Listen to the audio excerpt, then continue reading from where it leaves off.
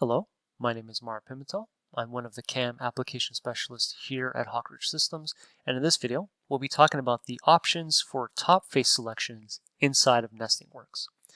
So the top face selection is your way of telling the software which side of the board you want facing upwards, and the components to be machined from this nested assembly, we're going to tell it which sides of these components will be facing upwards. Now if we take a look at our part here, my cabinet assembly here, we can see that some of these components have a veneer on one side and some sides don't. Generally, the sides that don't are the sides that require the machining. So there's some slots, there's some holes for the dowels, that sort of thing. If we take a look at the way that my NestingWorks is going to nest this, it understands the reference face, so the top face. I want to define my reference face to be the major face. The major face is the face of the component that has the largest surface area. So if you think of these components, the side that does not have any machinings on it has the largest surface area. That's going to face downwards, meaning that the face that does have the machinings is going to be pointing upwards. So that's kind of what I want to be done here. So if we take a look at how this would nest, I'll just run the nesting assembly. I'm going to remove the backing and the feet only because that's not part of this assembly here. If we take a look at my nesting window, for the top face there, the veneer is on one side, the machinings are on the other side. If I take a look at these shelves, same thing.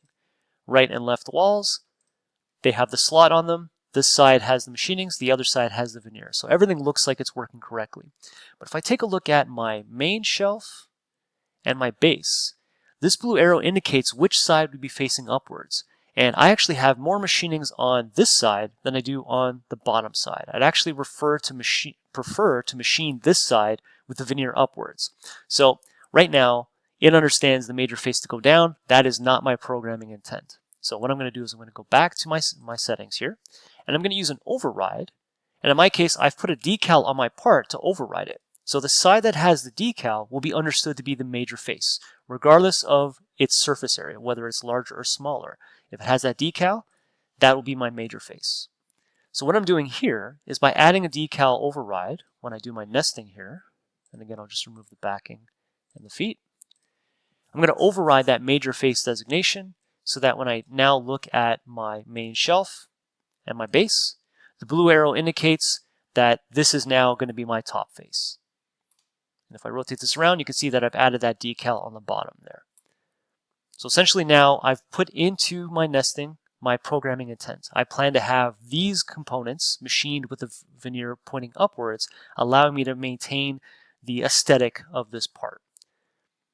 And that's simply just in your NestingWorks settings, allowing you to tell it which side you want to face down or which side you want to recognize as that major face. Any questions on this or anything else, give us a call at the phone number found on our website, and stay tuned for the rest of the videos on this YouTube channel. Thanks for watching.